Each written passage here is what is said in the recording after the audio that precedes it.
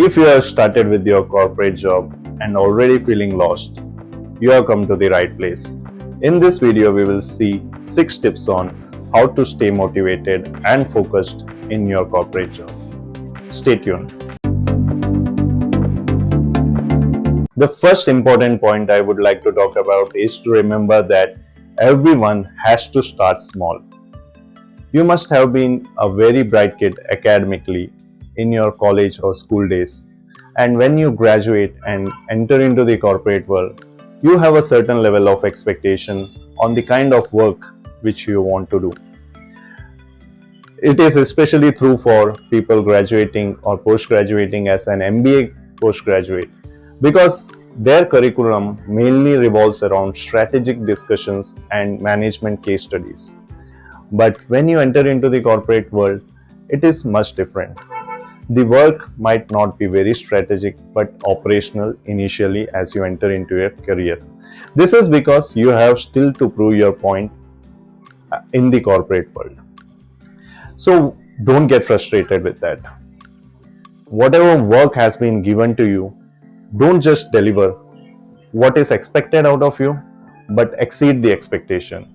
Use your skill set and educational background in order to improve the kind of work you do. This will allow you to get recognized by your senior management, and they will then trust you to give work which involves higher stakes of failure. I would also recommend you to read a book called Straight from the Gut, which is the autobiography of General Electric CEO Jack Welch. It talks about his journey right from the bottom to the CEO of the company. It is a very interesting read. The second most important point I would like to talk here is about that every work would involve certain level of mundane repetitive tasks. Freshers usually complain that their work is getting very boring because they have a lot of mundane repetitive work. But we have to realize that every work involves a certain level of proficiency, and it needs a certain level of expertise in what you're doing. And these mundane repetitive work helps us to improve that proficiency and get the required expertise. If you have read or if you have seen any movie about the sports person's biography, you might have seen that these sports people go through a vigorous training where they keep training on a particular step so many times that they become highly proficient in what they do. I would also like to talk about a particular scene from the movie Karate Kid, where the kid enrolls himself in order to learn karate from Jackie Chan himself, and Jackie Chan asks the kid to keep doing one particular step, that is to remove his jacket and put it in the hanger.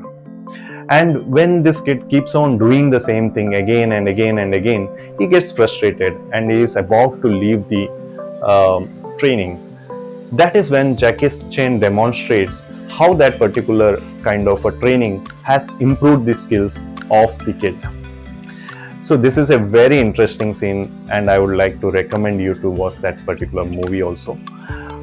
This also demonstrates how a particular kind of repetitions or mundanity improves the expertise in what you do. But do remember that along with this mundane activities, also learn and take up few projects or few work which is challenging and which adds value to your growth. Now let's move to point 3.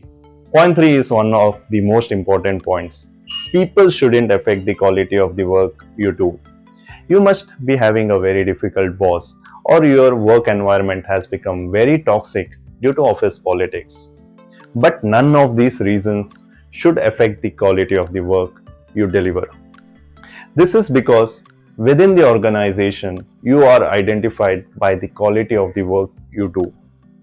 So if your quality of work becomes poor, it will reflect poorly on your own identity, and it will also affect your personal branding and future prospects within the organization at least. So no matter what the conditions are, never allow that to affect the kind of work you deliver, and always do your work with certain level of happiness. Now let's move to point 4. Point 4 is about not limiting yourself to the work which you are doing, but to understand the organization and the larger business objectives of the organization.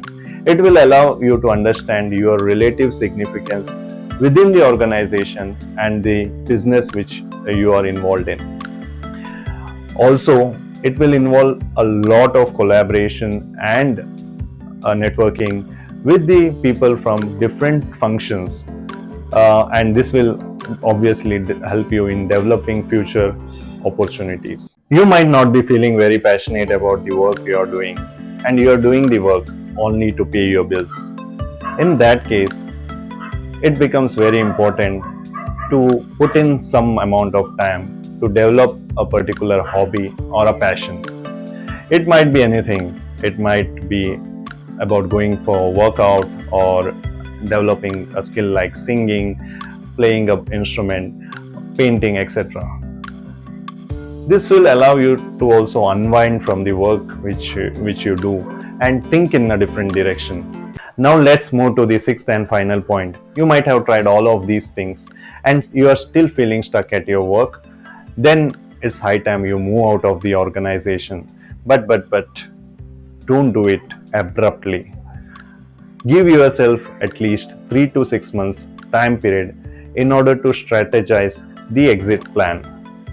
So do some research on the future companies you want to go into.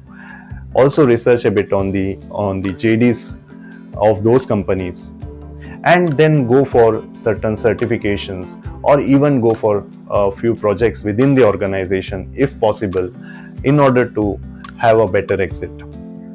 Also, do remember one thing, that when you are moving out of the organization, make sure that you have multiple offers, because a single offer is never the best offer. So in this video, we have covered 6 points on how to stay focused and motivated in your corporate job.